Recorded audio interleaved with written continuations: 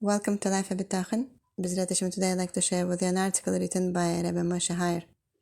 When we mention the Chofetz Chaim, we think of the saintly Rabbi Israel Meir Kagan, who passed away in 1933 and authored many important works, including the one that was his greatest pride, the Sefer Chofetz Chaim.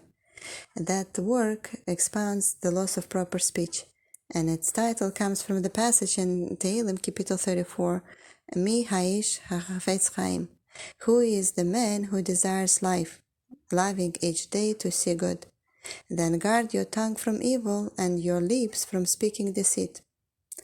This verse describes one who is careful in his speech as one who desires life, implying that somehow guarding one's speech is the key to long life. The Talmud and the Midrash tell parallel stories of a sage who used to go into the marketplace and say, Man bayachai, who desires life, who desires life? People would crowd around, expecting a miracle drug. But instead, he would read this verse and tell them that within it lies the real secret to longevity.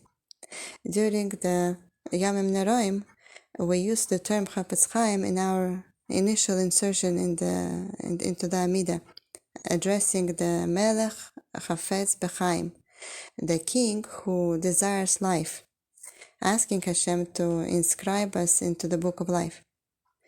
What can we derive from the Chofetz Chaim's life's work that will help us meet our own desire for life? The first slanderer, the first Baal Haloshan, was, according to our sages, the snake in the Gan Eden. The snake came to Chava and tried to get her to defy Hashem's command not to eat from the tree of knowledge of good and evil, a tree that could have accurately be called the tree of death, because Hashem had warned that eating from it would render them mortal. But the snake did not quite represent the truth. Instead, the snake said to Chava, didn't Hashem tell you to refrain from eating from all the trees of the garden? That would have been hard. After all, this was the Garden of Eden, a paradise. The trees were attractive and delicious, but Hashem does not want you to eat from them, to enjoy them. Hashem is out to get you.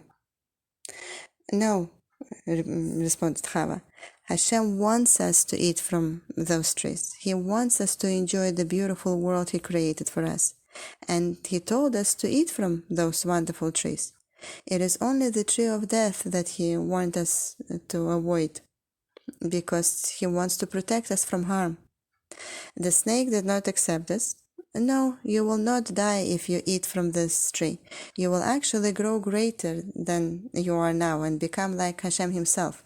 Hashem does not want you to eat of it because He wants to hold back from you that which is most precious. If the snake could not get Chava to see Hashem as withholding from them everything, at least he could get her to see that Hashem would withhold from them the really good stuff. That was it, the first bit of Lashon Hara. The snake slandered Hashem. The snake took a relationship of giving and goodness and twisted it in Chava's mind so that instead of seeing herself as blessed to live in Gan Eden, paradise, with everything wonderful provided by Hashem, she would see herself as cursed for not having the one thing that was withheld from her.